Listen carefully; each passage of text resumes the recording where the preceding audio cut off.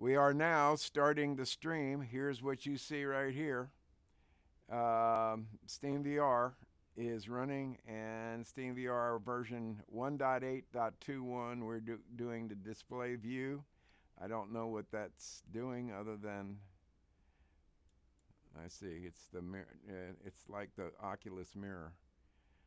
Okay, and is that because we have? Let me move this off screen to my other screen. Is that because we have display capture on? Let's see. Off, on. Game capture, off, on. Okay. Let's stick Steam back over where it was because I've had problems with it in the main window. And let's stick this OBS back over here. And excuse me? Okay, let's minimize. I don't recall asking for this. We're standing only. Establishing the tracking. Headset is ready. But according to this, we got disconnections between both the base station and the controller. I'm hitting the button on the controller even though the battery is low. Watch what happens. But it comes on, and notice that so does the base station, and now it says not tracked. You motherfucker. And it says headset ready. It can be seen by the base station. And calibrate center, stand in the middle, hold your thingy, your head set pointed direction that you're going to be playing. Doing that. Headset is ready. Next, I want it locate the headset on stable surface and click the calibration button. Well, the stable surface is going to be right here. Give me my headset back, please. Thank you. And it's exactly 32 inches.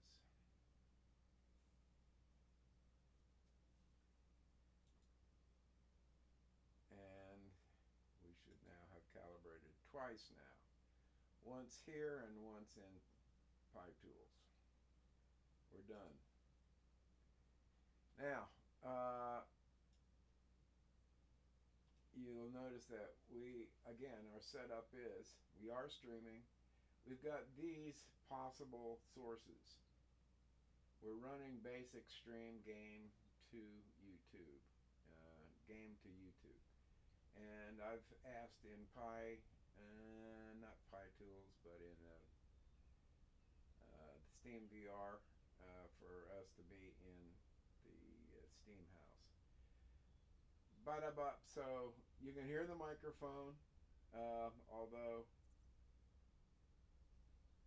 the microphone is off me because I cannot see this and it won't integrate into it. The integration for the desktop was much better than in the mixed reality, Windows mixed reality, than it is here. Well, wait a second. Let's see if I can, by being inside of here, can I use my mouse? And the answer is no. I don't have a fucking mouse.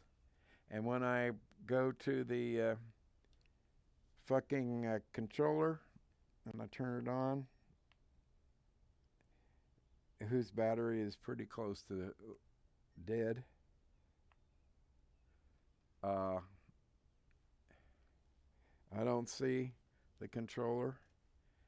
I don't see any evidence of the controller. It's freaking off. There, I heard the date, and now I see this. I do not see the controller, however.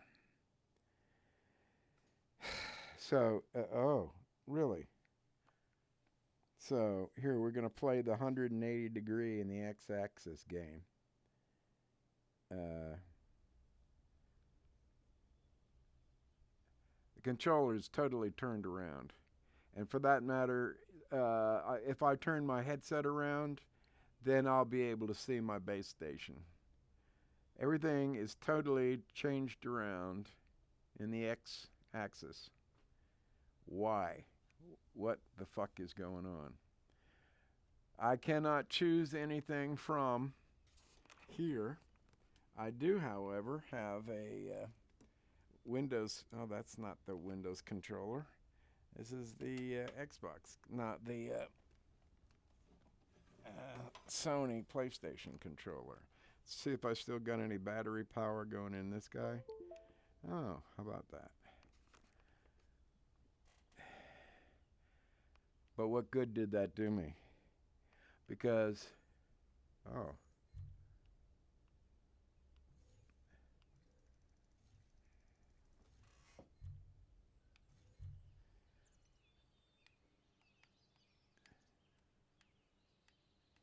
Okay, can I go forward? Apparently. Ooh. Can I go backwards? Nope. Can I go to the left? Did I lose my, no, I still got the sync. But I can no longer move. Oh. So my right stick is allowing me to go around in a circle. Can it allow me to go forward? No. I can go forward now with the left stick.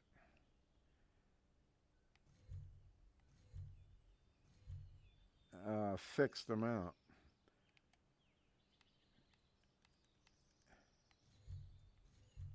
Oh, wait. Did I not see a...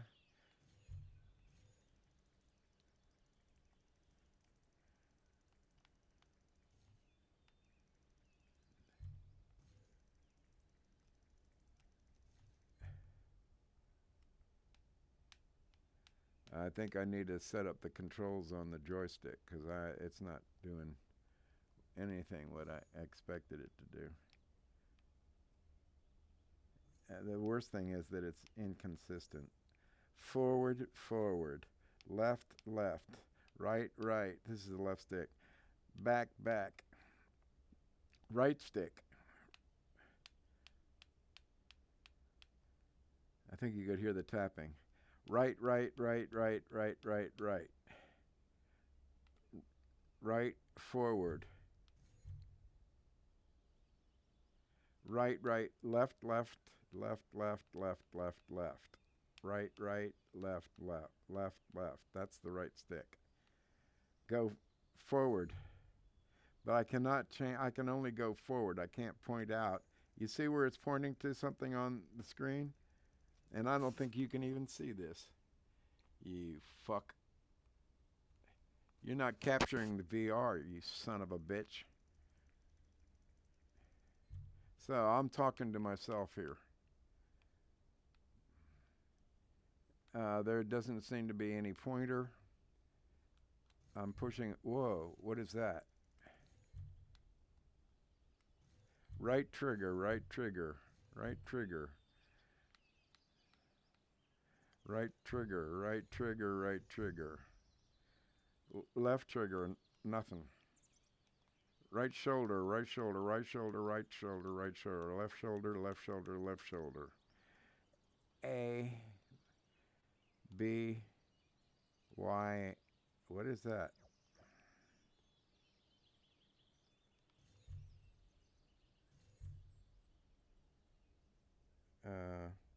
This is great.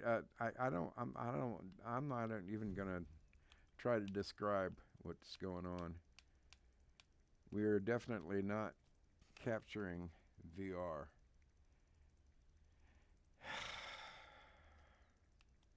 So why do I even want to be here? And the answer is I don't.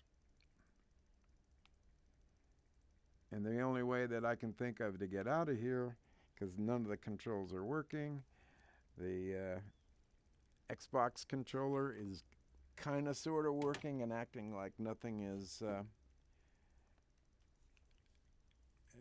ganged or linked to the buttons. I'm pushed the Vive controller is entirely black. I'm pushing on it and I feel it doing something, but I see no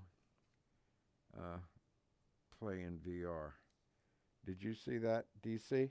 I'm pointing the stick directly at where it says play in VR. Guess what? Now I'm putting the handle where it says play in VR, and I'm moving it up and to the left, to the right, down, play in VR. I'm going to hit, and remember, this is the way it thinks it's looking. I'm putting the handle down, and where the emanation point of the joystick for the laser is actually pointed at my head. In other words, 180 degrees in the x-axis.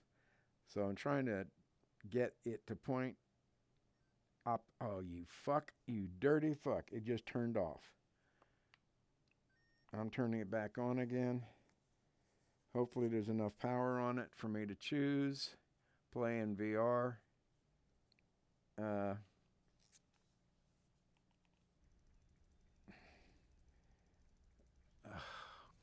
Christ.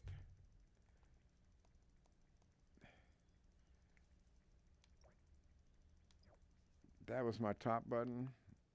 Okay, now I'm turning it around to push play in VR.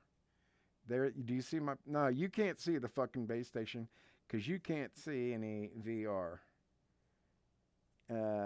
Which is what the open VR for OBS is supposed to do.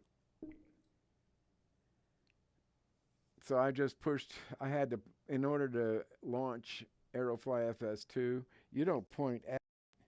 You have to point the handle at it, at whatever you want to control. I was in the Steam house. I just heard my controller go da-da, which generally means you've lost something in VR. I'm going to press space bar to bring up start. Hopefully you're seeing something. And I'm going to press start.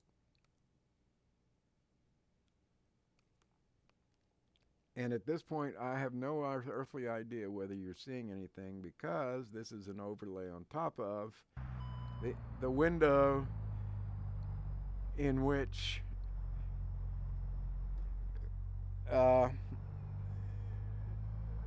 this and the OBS control panel is. Here we go.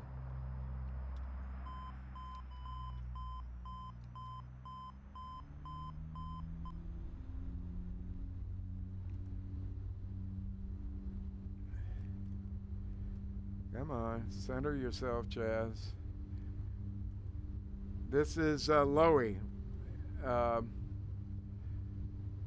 otherwise known as Austria, otherwise known as, I've forgotten the name of the city. But is that incredible or what? Now, no, I know you're not saying anything in 3D. I know that.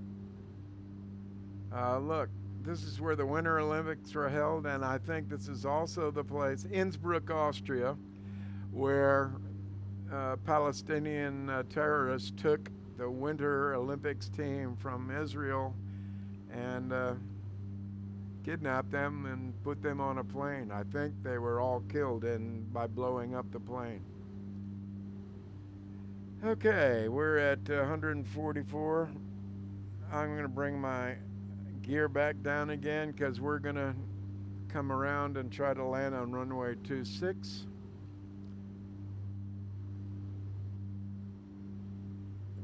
And as soon as I can get stabilized, I'm going to bring down my HUD. So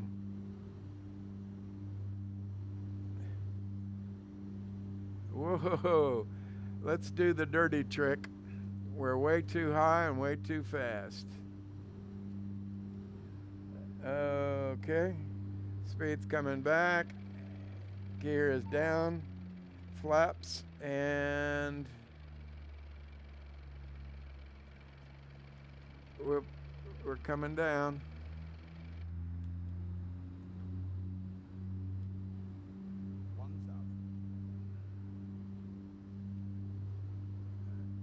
Amazing how that works.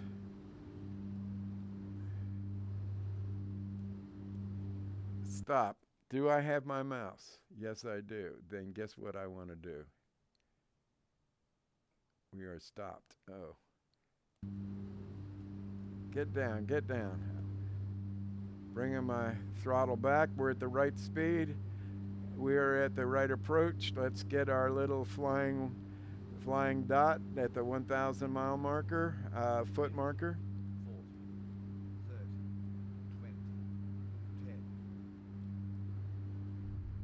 20, 10. And how's that for reversing? Okay, we've done this before, but if you haven't seen that before, it's pretty damn cool. Let's bring our flaps up. Start off again. We've done a little exploration here, and we're looking for a V1 of 122. Come on, give me 122, 122, 122, and rotate. Get up there, flying dot. There we go. Positive rate. Gear up. And what we've done is we've explored down this valley towards the west. We've also gone around and explored up the valley. Let's see if we can get heading working. I'm going to press this. Hopefully that'll sync our heading bug. Nope. Ew, shit. Here's heading, I think. IAS at 172. 4,200 is just fine. We're bringing our trim down. So we know that's IAS. Let's go to autopilot. 25. And where is heading? Is that it? That's pitch hold. What is this? V speed plus 1,600? No.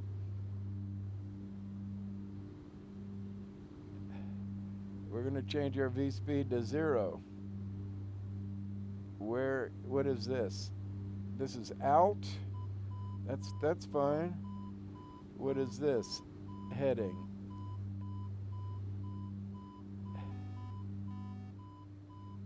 Okay, we're going too fast. Let's see if we can go to heading here. Nope. Why can't I press? I know I think I've done this before. Why can't I press this?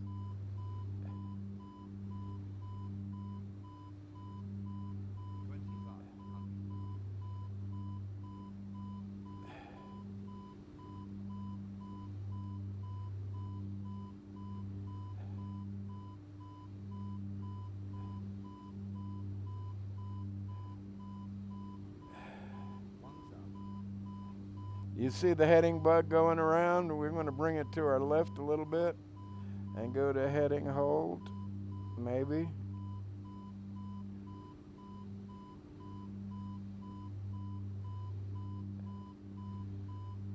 Oh well, we're still over speeding.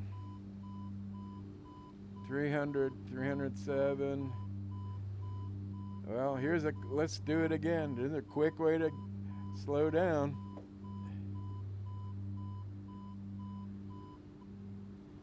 Yep, that's the way to do it. And now we just let it stall and drop. And we will pitch down and keep our pitch down until we pick up some elevator authority.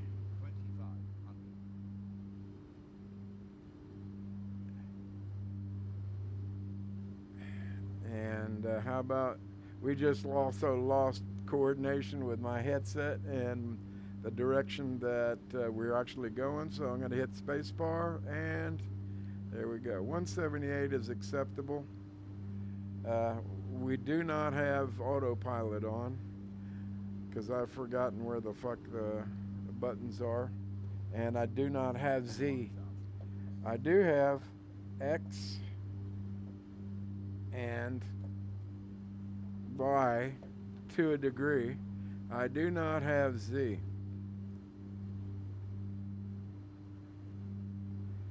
Doing some hard left rudder as we're coming around. We're losing some altitude as we do this maneuver. I really like this plane. I don't know what that is. I see nothing in the annunciator. What? What? What do you want?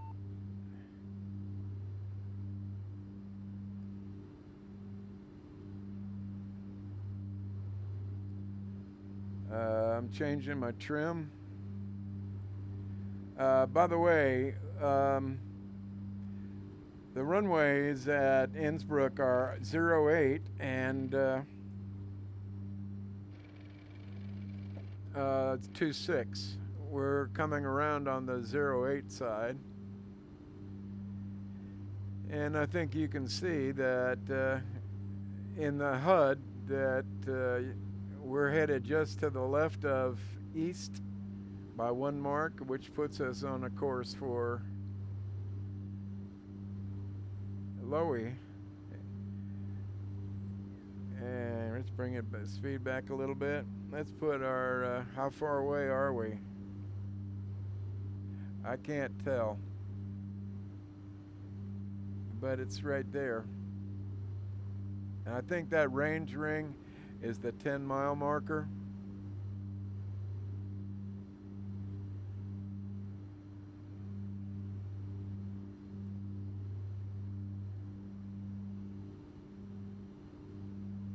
Is that an airport down there?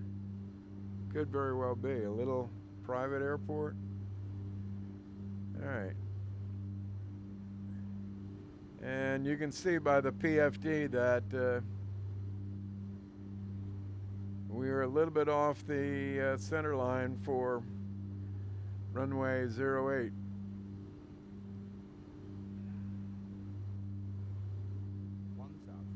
So let's continue our base a little bit more. Gear down. Full flaps. And now we're going to come on our final for Lowy. Come way the hell down.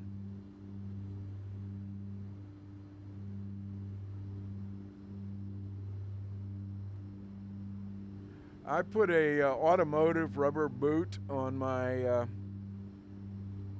Thrustmaster HOTAS joystick because it looks cool, but it also restricts my movement. I'm thinking real seriously of taking it off. All right, 148 is a little bit high. We got full flaps, gear down. We're still to the left of Lowy, but we are pattern altitude. And since that inner marker is about 10 miles, so I guess we are half that, call it 5 to 7 miles away.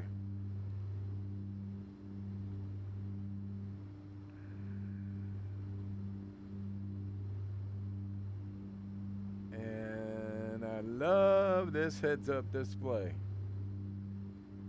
All right, we're coming around. I think I can see the VASI lights. We're going to come to the right a little bit more and then correct back to the center. Again, this is visual. There is a VOR. I wonder if we're set for it. 112.65. I just got distracted. 118, a little bit slow. And a little, what was that? I've never had that happen on approach. I'll take that back. It has happened on approach. All right, let's come out here a little bit. 120. That's good. 123 is fine. And let's come in. Oh, I see it.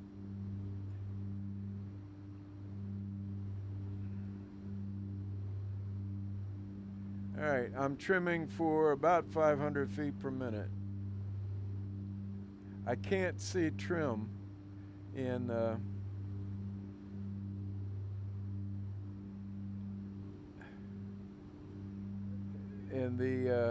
heads-up display.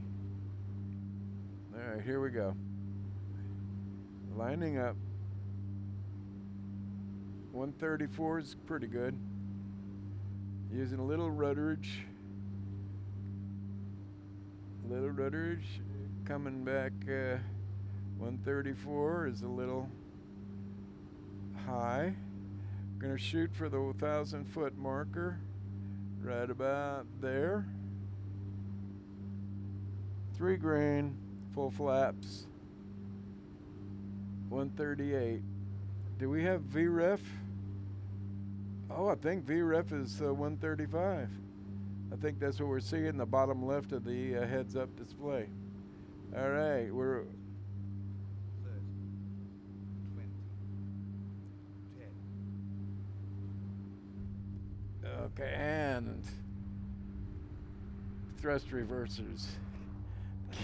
I just love that. Those fucking thrust reversers are super. You know, there's one other plane. I'm going to put it on pause. So I think you can hear me now. God, look at that. Look at that. Amazing. And of course, I'm seeing this in 3D. You're not. And I'm also looking at the back of the cockpit, checking out my circuit breakers. They seem to be in good shape. Now, I don't know if you can see it, but we're looking at 30 frames a second. 32. Anywho, I am now oriented completely wrong. I'm now looking at the mountains, and I should be looking that way. So I'm going to hit spacebar, beep, and there we go. So I believe now that we're on the ground, we're now looking at V1, V-rotate, and V2, 122, 122, and 125. I believe the bottom numbers are VREFs. So say VREF of 135 plus 10, which would make it 145. It says 146. I'm not sure what the triangles mean and what their being lit up is. But you got to admit, this is cool. This is just a gorgeous, gorgeous little... not that I don't like the 737. The 737 is still by a little margin, especially the Zebo mod in X-Plane, is got to be my all-time favorite. But I will tell, and I do have for P3D, I do have this airplane in the, what is it called? Professional version.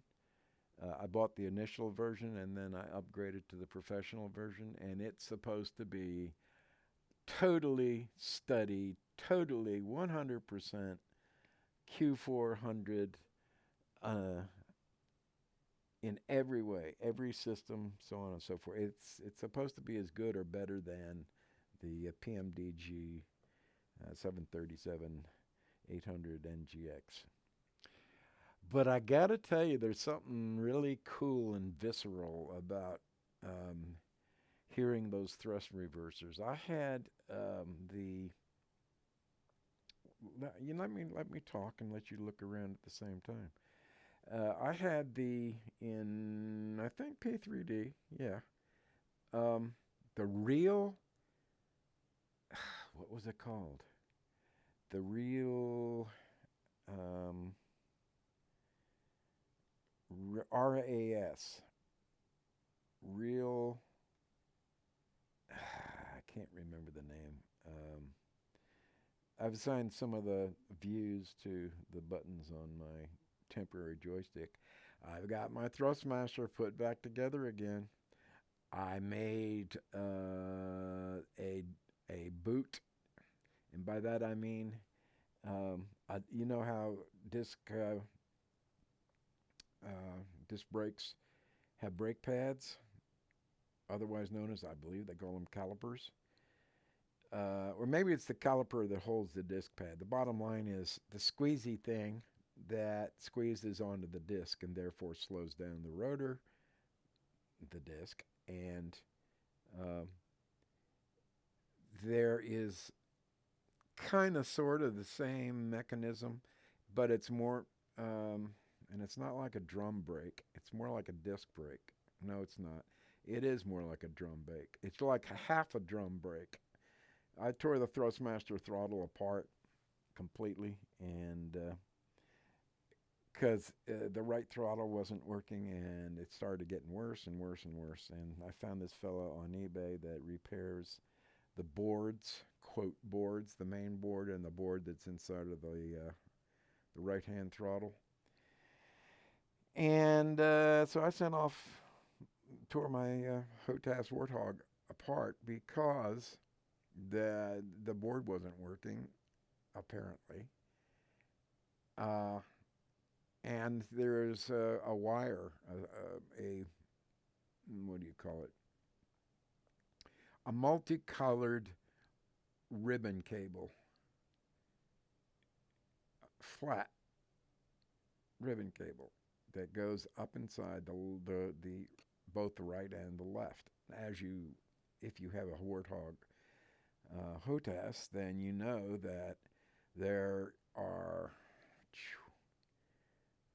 a hi-hat and a standard hat, and that's on the back of the right-hand throttle.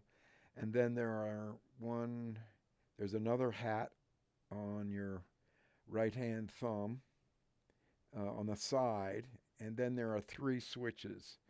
One's a boat switch, the other one is a China hat, and I've forgotten what the other one was. So that's a lot of switches, and they go to their own board, which accumulates the data and pushes it down the ribbon cable, which had broken on 3 connectors because think of a ribbon cable coming out of a movable device. You want to protect where that movement is occurring, right? Well, in the manufacturer, they put what you call it, shrink wrap, black shrink wrap on the ribbon cable, and it's supposed to protect it where it comes out, and as you move the throttle, it moves, what shall we call it, a 90 degree, well, is it a 90-degree angle? Is it that much? Throttle, if you look at it on an axis, rotates pretty close to 90 degrees. In any case, that 90-degree rotation is constantly happening, obviously, because you're using the throttle plus and minus, right? Forward and backward. And so the rubber of the I'm looking to the left. I never saw this before. Looking down the runway. Isn't that gorgeous?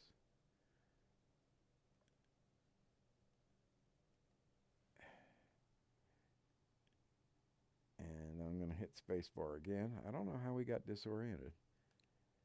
Okay, there's another cool look from the top of the rotor. And anyway, so we gather all this data from the right-hand throttle, the 3 switches, the 2 hats, and what they call the slew control when you're actually using it as a Warthog throttle. Keeping in mind that the HOTAS Warthog is actually, and correct me if I'm wrong, The throttle comes out of an F-15. The joystick comes out of an F-16, both of which are found inside of an A-10 Warthog. In other words, it is it is a flying gun platform firing 30 millimeter shells of depleted uranium. How's that for heavy? At somewhere around 4,500 rounds per minute. So what you hear is, and you've expended about 100 rounds right there. So, what did that have to do with describing the throttle? Oh, so the throttle, both throttles, the left and right, both move and through a 90-degree arc, and therefore the wires, the ribbon cables that come out at the bottom have to be protected because they're constantly flexing, right? Because they attach to the main board inside of the throttle body. The base platform, shall we say, that has another 20 switches and can all be programmed to be whatever you want them to be outside of DCS A-10 Warthog, but it was designed by Thrustmaster and licensed by licensed by the United States Air Force, because I believe the Warthog is an Air Force machine, to Thrustmaster. So everything is absolutely fucking dead on. The weight, the feel, the drag. Now, remember I was talking about the brake shoe? Well, there's a brake shoe. Think of it as a half brake shoe on a standard brake, not a disc brake, but the standard brake, which goes clamp around the axis, the rotational axis of the wheel. This device is a brake, but it's really a friction device that can be adjusted by the front wheel of the HOTAS throttle. And it's highly sprung, and I had lost one of the rubber brake pads that pushes against the rotational surface of the Warthog throttle. Each has its own little brake pad, and I'd lost the right-hand one. Well, I knew that this stuff called Sugaroo, which is a moldable rubber, you can mold it in any shape you want, so it's wonderful for fixing wires or repairing things or augmenting the use of tools or marking things, because you can get Sugaroo in black, white, and more than several colors. Red, blue, I think yellow too. And I guess you can mix the colors too to come up with other colors. But bottom line is, Sugaroo comes in little foil packages. It costs in quantity about $1.50 to $1.70 on Amazon. It is incredible fucking stuff. I didn't have any, although I put some on order to come the same day of arrival as my repaired board from Canada for my throttle, the 10th. I got too antsy, and I'd heard, I thought I'd heard that, shit, I'm paying like $1.50 an ounce for this stuff. It is incredible. There's no two ways about it. You mold it, you got 30 minutes to mold it, and after that, it starts hardening, and after 24 hours, you got hard freaking rubber, like the handle of a good hammer. It ain't going anywhere. Whatever you attach it to, it's freaking attached to it. You're going to have to cut it off. Well, anyway, I was going to use Sugaroo to duplicate the left-hand throttle's brake pad. But as I said, I got antsy.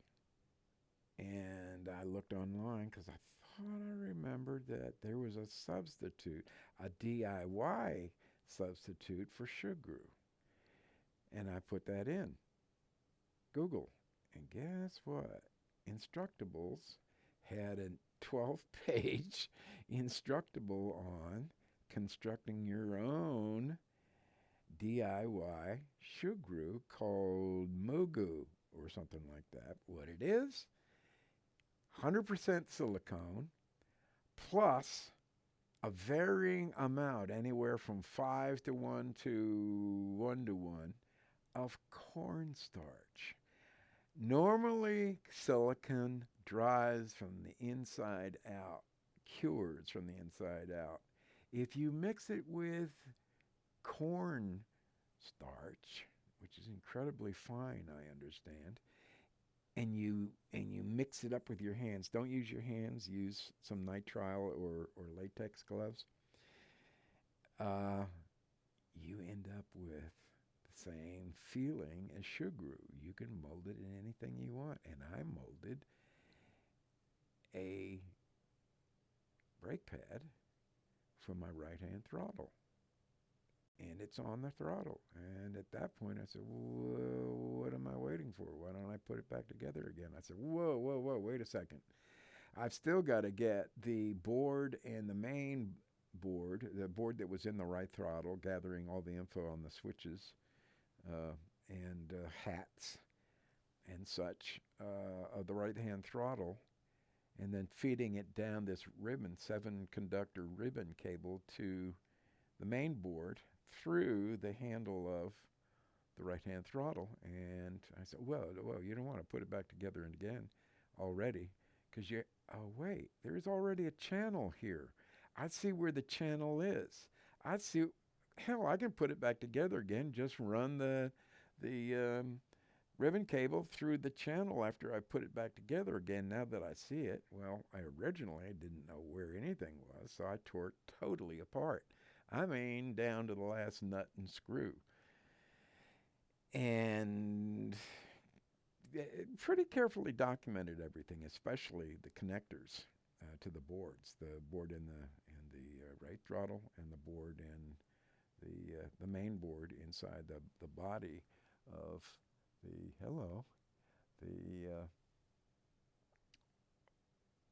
throttle body itself. And I said, well, I can see the channel and I can see how to run the cable down there. By the way, the cable had broken, I think I told you, in 3 different places. I went to a TV repair shop and I said, do you have a cable like this? And he said, well, you can look inside of my parts, inside of my wire boxes, and he had 5 of them with every kind of connector and wire you could think of. I found one with a right connector, which I believe is called a Japanese solderless connector, JSC, and it comes in different pitches, meaning width of the wire, but it also how many wires you can fit, or how far apart are the wires. So there was like 1 millimeter, 2 millimeters, 3 millimeters, so on and so forth. Boy, I'll tell you what, the bump mapping on this Q400 is just beautiful. Oh, look at that. That's the Alaska Airlines fella. So anyway, what was I talking about? I was talking about running. Oh, yeah. So I could either do one of 2 things. I had some cable, exactly the right size of cable. It was actually designed for running. It was so thin that you could use it for running, winding armatures for motors or for chokes or for wire wound resistors. Anyway, it came, instead of enamel covered, it came in color coded, very thin wire, and I could have matched the colors inside the ribbon cable, meaning that if I wanted to really fix that ribbon cable, I'd have to first cut it above and below the brake, right? Cut the bad part out in the middle. And then I would need to, suffice it to say that in order to do this properly, I would need a big-ass sleeve or shrink wrap to cover my repair of those 7 cables, and an individual little bitty, itty bitty shrink wrap to cover the soldered fixed connection between the cables that had broken. Well, since I cut across all the way and I didn't want to worry about there being, an intermittent connection, so I cut away what I knew to be bad and the other 4 wires as well, and cut below it as well. So I had 2 clean sides, 7 connectors. I had a way of doing it, but it would have been really convoluted, and here I find myself, well, what if I could find a replacement ribbon cable? We did. We found one, but it had 12 connectors, and it was white. It wasn't color-coded.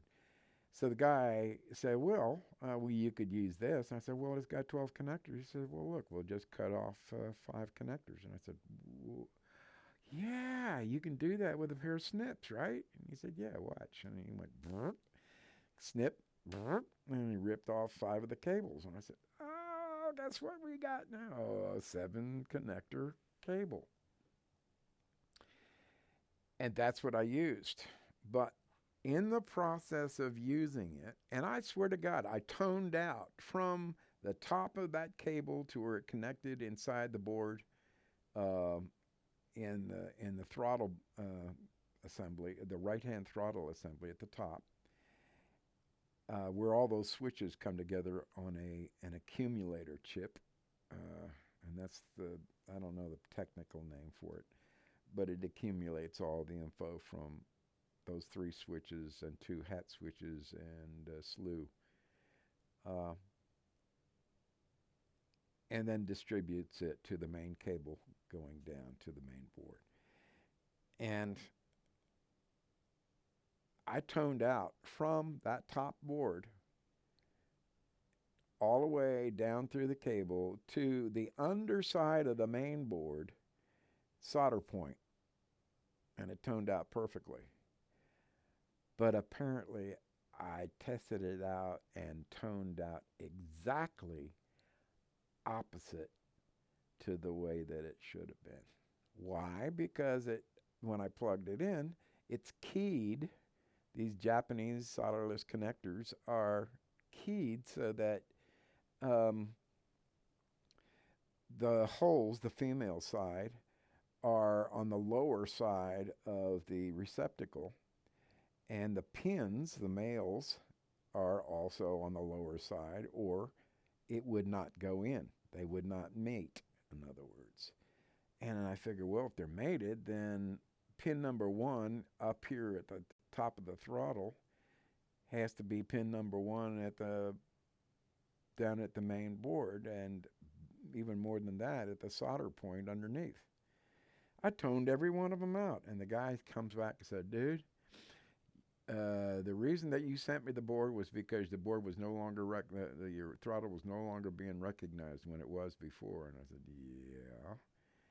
He said, and he wrote, well, you 100% reversed the lines. I said, no, how the hell?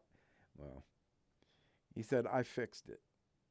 Now, how are you going to fix it unless you pull one side of those wires off and recrimp them inside of the connector, when the connector holding 7 cables is 1/2 the width. All right, we'll say 1/2 the length of your pinky finger. That's how small it is. But he said he corrected it. And I can see, because there is only a number 1 up on the board, up on the top, inside the throttle itself.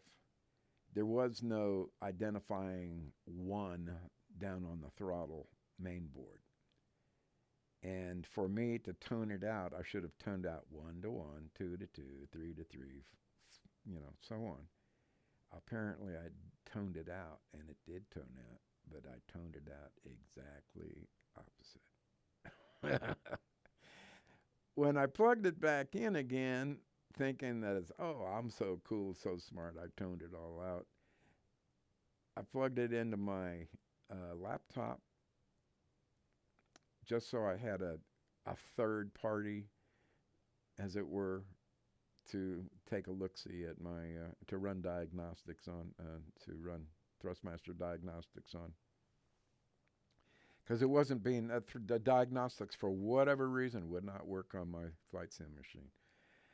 Anyway, I plugged it in this time, and where I got left throttle before, and I got the gray, I don't want to call it a switch, it's a gray axis, and all of that checked out, and all the buttons on the base checked out in this diagnostic. I plugged this dude in, my throttle back in after I had toned out all of the 7 wires from the ribbon cable going from the main board all the way to the top of the right-hand throttle. Nada. What do you mean? Why are you running the Thrustmaster diagnostic? You don't have a throttle here. You don't have anything here. No.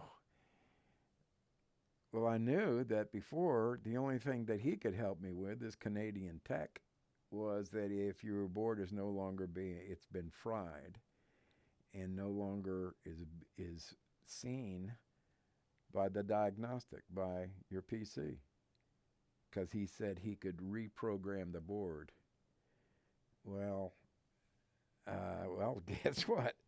I now qualified for his diagnosis and his repair. As it turns out, I wouldn't have qualified for his repair, which incidentally was $23. And I told him I wanted him to take a look at my other, at the board up on the top of the right-hand throttle. And he said, well, that's going to cost you some more, 20 more bucks. That's still way cheaper than sending in your Thrustmaster throttle and having Thrustmaster repair it for $165 and paying something like $50 to $60 in shipping and what do they call it? Tariffs, not tariffs, customs, to get it to Canada. So that's like $210 to have this thing repaired instead of the $50 that this guy was going to charge me. So I thought, well, okay. I guess I fucked things up because it's no longer being seen anymore, and so I sent it off to him. And as it turns out, probably would not have sent it off to him if I hadn't switched around those cables. And yet, the cable ends, which are female, were at the lower side of the receptacle of the plug. The receptacle pins, which were male on the board, were at the lower side of the board, of the receptacle, which meant to me that when you plugged in, it only plugs in one way. And yet I toned out left for left, right for right. I toned out from pin number 1 going from right to left up on the board in the center of the inside of the right-hand throttle. There was a 1 on that connector, and I went from right 1 to the left. I must have supposed that 1 on the same side, on the right-hand side, was pin number 1. Well, it wasn't. It was on the left. So how the fuck he said he, quote, repaired it, and he would not explain what he did. Well, that's like sticking 7 AC polarized plugs into 7 polarized receptacles. It won't go unless you put it in the right way. So what the fuck did he do? Unless he pulled the pins out of the out of the Japanese solderless connector, the JSC, and swapped around pin 1 for 7, 2 for 6, 3 for 5, and 4 stays where it is. That's the only thing I can figure. Please show me the error of my thinking. Anyway, isn't this gorgeous? This is Lowy. This is orb axis Lowy. And we just came in. We're in reverse landing and stop me fucking fast mode here.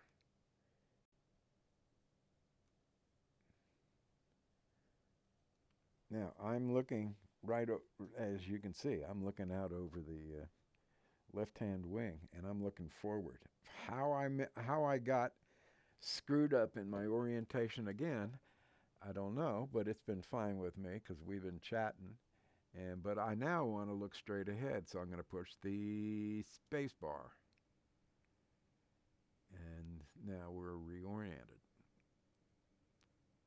Without having to depend upon the controller fixing the proper orientation in Windows mixed reality.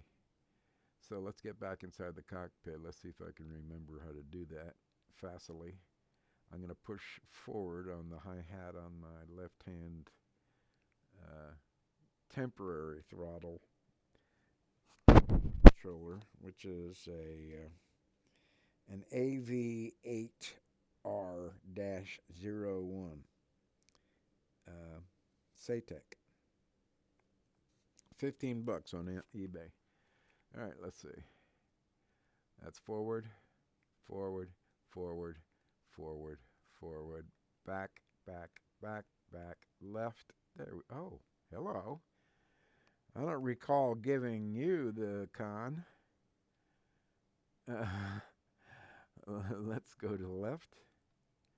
Oh, hello. And how do our controls work? Oh, we're on pause. Whoa!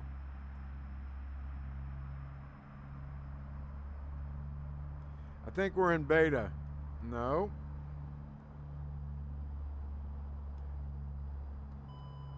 All right. Hey, how you doing, Bubba? Well, this is what it looks like from the co-pilot side. And I don't know what the annunciator is saying because my goddamn base station is not connecting to my headset, and therefore I have partial X and partial Y, but I do not have Z. And yes, of course I have yaw, pitch, and roll. Excuse me, sir. Can I get back in my seat? Thank you. And we'll recenter again because I'm off about 10 degrees. So I got my feet on the rudder pedals, bare feet, always bare feet. And spacebar. There we go. So you either saw me do this and heard me talking, and apparently we have no way of modulating or reducing or increasing the sound level. So you are either not hearing me or you are hearing me. And rather than waste any more of your time, I'm going to stop recording and check to see whether OBS is working the way I wanted it to, but I can tell you right now that it doesn't appear that OpenVR for OBS plugin is doing what it's supposed to. So, thanks for watching. Y'all take care, and from the cockpit of the Q400, November 422 Quebec X-ray, otherwise known as November 146 Charlie Hotel, me. I wish you all well, And I'm sure that we'll be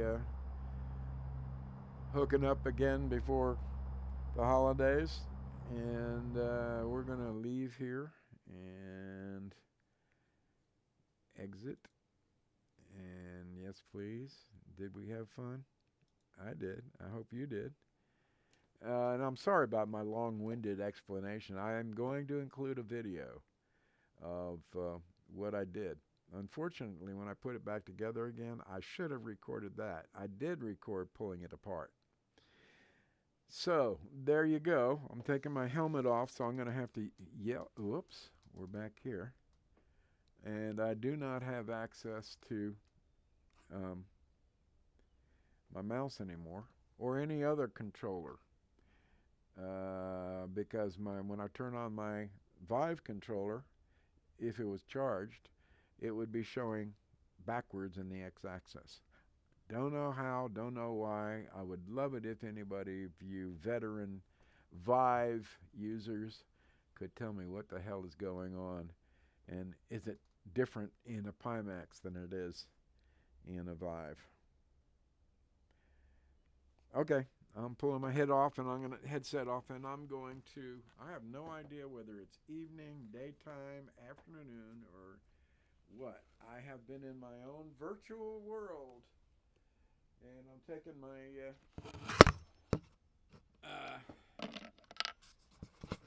well, why don't I turn my headset upside down and to the right, and like this, and that way the microphone should be pointing towards me. And hopefully I recorded some. I'm going to stop streaming, and y'all take care, and I'm going to take a look-see at what I just streamed. Bye.